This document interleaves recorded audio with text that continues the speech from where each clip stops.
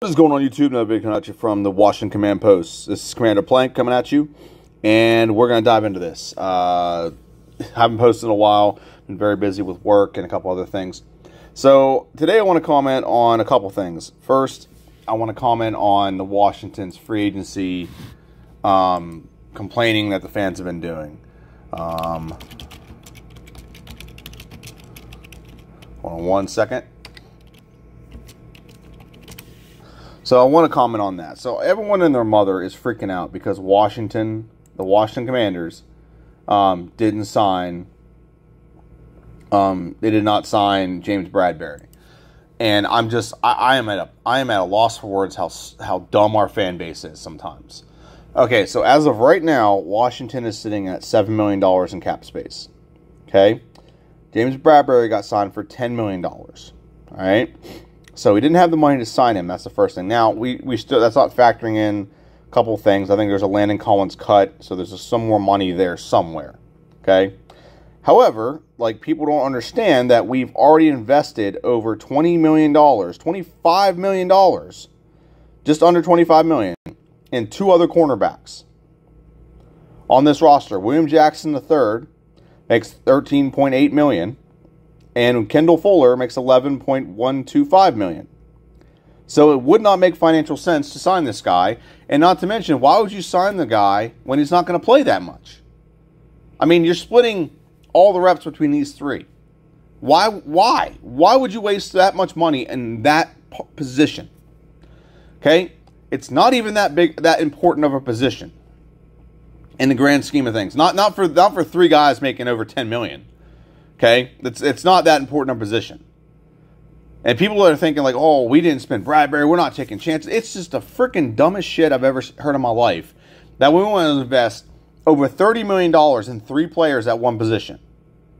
Okay, if we have to invest $30 million in three players, the two that we had before that are making over $10 million, one of them needs cut. Okay, and I'm not even factoring in other players like Benjamin St. Juste is factored in there. He's supposed to be a big player for us. Danny Johnson's in there. I mean, I don't like Danny Johnson that much. Troy Apke, neither one of them are great. But you got almost $30 million tied up in this position already, and you want to add another $10 million?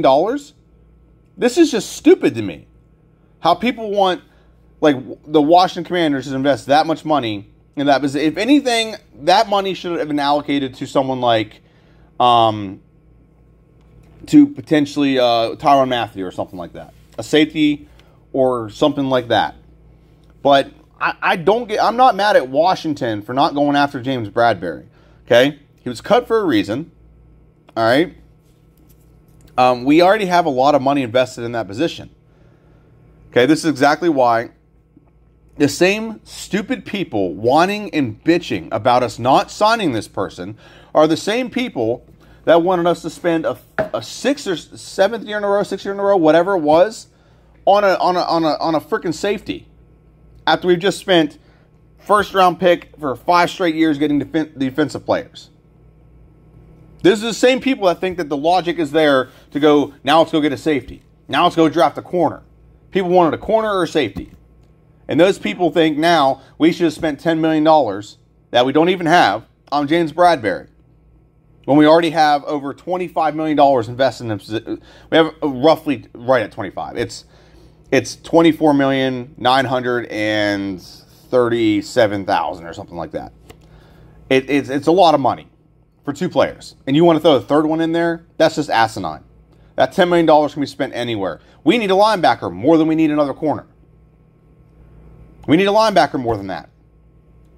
There are linebackers out there that we could sign that would definitely benefit this team right now. Not getting another corner. We drafted one. We drafted some last year. There's probably some free agents out there we can probably sign that are going to be a much better value than James Bradberry. Okay? Guys get cut for a reason. Either they're not playing well or they're just not fitting into a culture. Now, I get it.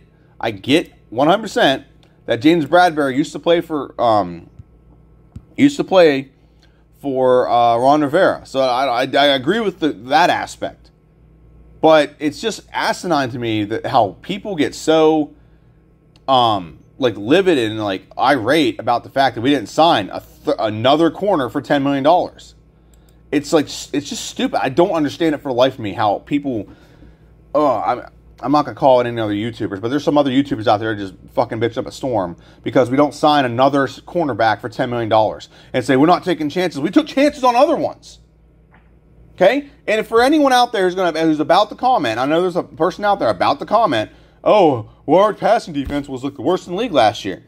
If you are saying that, that means you don't watch football properly. That means you don't have proper football acclimate to make a conversation going on here. To chime in on this conversation is a better way to put it. And here's what I mean by that.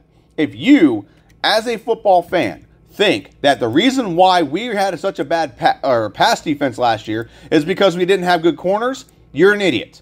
The reason why we didn't have a good pass defense last year is because we had zero pass rush. I don't care how good your corners are. You can have Deion Sanders on one end, Darrelle Revis on the other. You cannot cover forever. You cannot do that. It's not possible to cover forever. You have to be able to get to the quarterback. Eventually, guys will get open. Eventually, the guys will get behind the defense because they'll just keep running and running and running. Eventually, those things happen. Last year, the Washington Commanders had zero pass rush. Now, I've gone over this before, and I'll go over it again. Hold on one second. I've gone over this once, and I've gone over it a million times at this point. But I'll go over it again just because. Okay? So, Washington did not have many sacks last year. Did not have a lot of sacks. Did not. Didn't have any. He had 38 sacks all year. That equates to less than 2 a game. Okay? They had 32 sacks all freaking year. 32. That's not very many at all. Okay? Jonathan Allen led us in sacks. Montez Sweat had 5.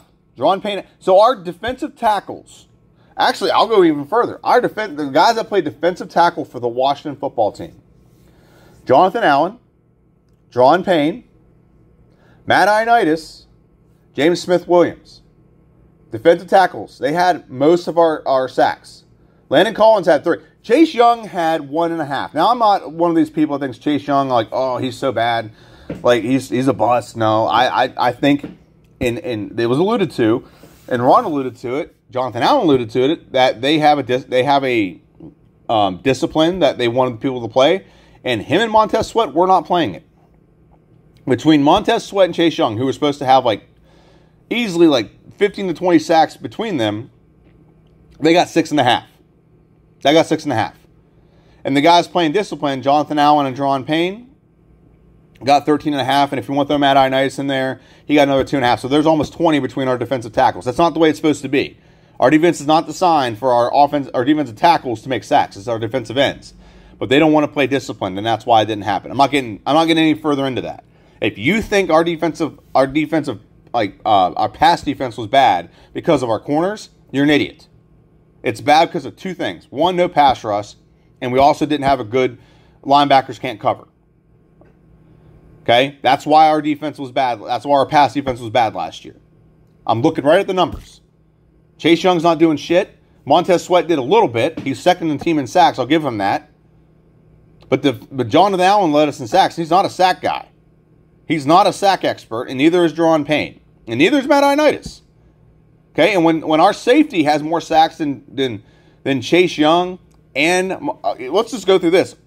Landon Collins was, I think he even got injured last year.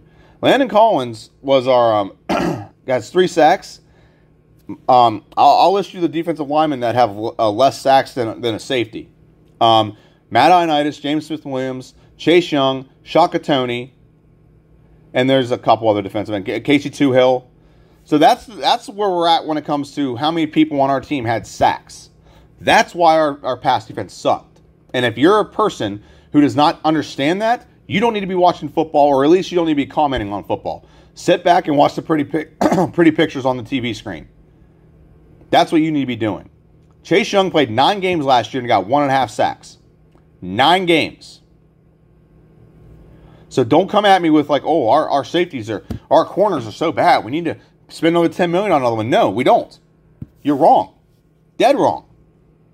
So now that topic's out of the way, let's move on to the Washington football team schedule. The schedule this year came out, and I think it's a good schedule for us. Actually, I think I'll go and I'll do a different video about the schedule. But I needed to go off about this. I'm so tired of hearing people bitch and complain about the James Bradberry thing. And then I'm also hearing a lot of stuff about Carson Wentz now. Carson Wentz is the best quarterback Washington's had in a long time. Better than RG3. Okay? Better than Kirk Cousins. And I'll argue that with you. Kirk Cousins doesn't win a playoff game. Carson Wentz has run playoff games. And they've both been, and Carson Wentz has been in the league less than Kirk Cousins.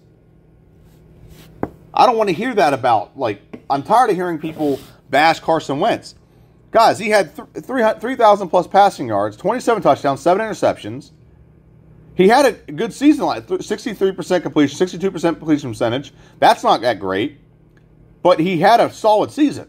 If you copy and paste that to Washington's team right now, Washington would have made the playoffs last year. We might even won the division. Like, seriously, look at those numbers. Taylor Heinicke had 20 touchdowns. And, how many interceptions did he have? Hold on. Taylor Heinicke stats. Like, Taylor Heinicke, I like Taylor Heinicke, but he was not that great. I mean, I think you give him a year or two, he could probably be a much better quarterback. Don't get me wrong. I do think that it's a possibility that if he played a little bit more, he would be a lot more effective. I don't doubt that at all. So Taylor Heinicke had 3,400 passing yards. Okay, and in pretty much a rookie season. So like I said, I like Taylor Heinicke. I think he's a solid quarterback. He had 65% completion percentage. He had 20 touchdown passes to 15 interceptions. He had 1 rushing touchdown, and it's not showing me his fumbles. So 15 interceptions. So if you take away 8 interceptions and add 7 touchdowns, that's Carson Wentz. How many games could you look at and we take away an interception, add a touchdown, we win? Saints game, take away an interception, add a touchdown. Win that game. Easily. Easily win that game. Okay, there's one. Saints game. A Green Bay? Possibly. Denver, definitely. Definitely Denver. Dallas, the first time we played them? Yeah. Eagles? Yeah. Eagles, yeah. Both times we played them, you take away an interception and you add a touchdown, we win those games. So I don't want to hear this from people. I don't want to hear this from people. And honestly, 3,400 passing yards, he didn't play all 17 games. He played 3/4 of the first game. Okay, the Clippers or the Clippers, yeah. The Chargers. He played 3/4 of that game. He didn't play the first game against Philly. And if he'd have played that game, you're looking at a quarterback that probably could have put up 3,500 plus passing yards, maybe another touchdown, maybe another interception. But we put up 20 touchdowns and 15 interceptions, and what I would assume is it's technically his rookie season in my opinion.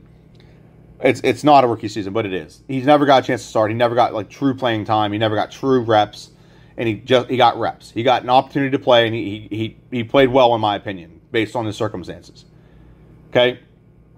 But you add 7 touchdowns. You just add 7 touchdowns into this Clippers game or Clippers. I keep saying Clippers. Chargers game. 7 more points. We win that game 23-20. Okay. New Orleans. That's an 11-point loss. So that one wouldn't have counted. Or wouldn't have worked. Denver. Add a touchdown. We tie the game, go to overtime with a chance to win. And you take an interception out of that game, we win too. Okay. You take out 8 interceptions, and this schedule looks differently.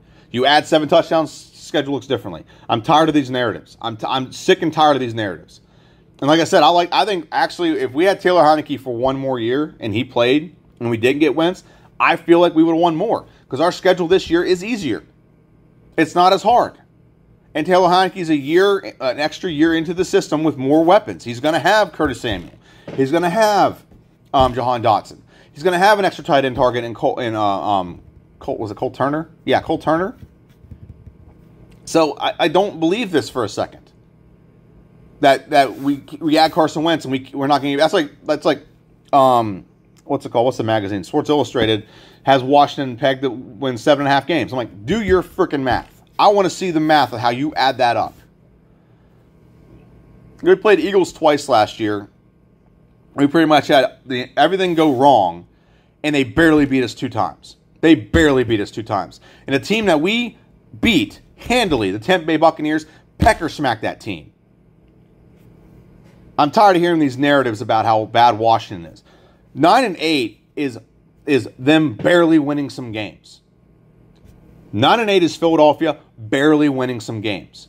Washington won 7 and barely lost some games. 4 of them to be exact. I can make an argument for 5. Philly, Dallas, the first time we played Dallas, Denver, New Orleans, Chargers. 5 games right there. You can say 4 if you don't want to count Dallas, because whatever. But there's 5 games there that were winnable that we did not win. And you add 7 more touchdowns and take away 8 interceptions, those 5 games are very winnable. In fact, I'd say other games are winnable on top of that. Sorry, I'm ranting now. I need to come off my soapbox. But I'm tired of the bullshit about... And everyone acts like the Colts are like this great franchise. You know how great a franchise the Colts are? Andrew Luck retired early because of that franchise. Because they couldn't protect him. Because they couldn't put an offensive line around him. And then last year, you're getting sacked 6 times in the last game of the season, the quarterback, and they're sitting here blaming the quarterback for all their problems. It's a scapegoat job. I don't care what anyone says. It's a scapegoat job. Your quarterback put up 27 touchdowns, only 7 interceptions, and somehow the team is bad only because of that quarterback who only turned the ball over 7 times. Granted, there may be a fumble here and there. I don't know. But in general, it wasn't his fault that the team fell apart. It's a team game. Okay, and if the whole team and defense isn't getting stops, and you're supposed to have the most prolific running game ever. If that's the case, if he's that bad, keep running the football until the wheels fall off. But you have a franchise that squandered Andrew Luck, probably the best prospect to ever come out of college in a long time. I don't think there's anyone better. You squandered it. Squandered one of the best. I wish Washington would draft him instead of RG3. Because Washington had a decent offensive line, and Washington would have protected him. Then you get Phillip Rivers for a year, and he quits. And then you bring in Carson Wentz, and then you can't make it work. There's a consistency here. What's that consistency? It's not so much the fact that, all these players are just not fitting our system. Was Phillip Rivers not fitting your system? Okay, was Andrew Luck, did you fit the system around him properly? So I don't want to hear that. I've watched some of their games. Their pass blocking was atrocious at times. They may be a top running team. They were not a top passing team with their offensive line, I mean. All right, so I need to stop. I'm getting irate, and I'm pounding the table and the desk, and I'm at work and I can't do that. So I want to thank everyone for watching. This has been the Washington Command Post. Please like, subscribe, follow me on Instagram or on Twitter, Commander J Plank, and and follow this channel, and you'll get videos like this all the time. Have a good one, and hail to the Commanders. See ya.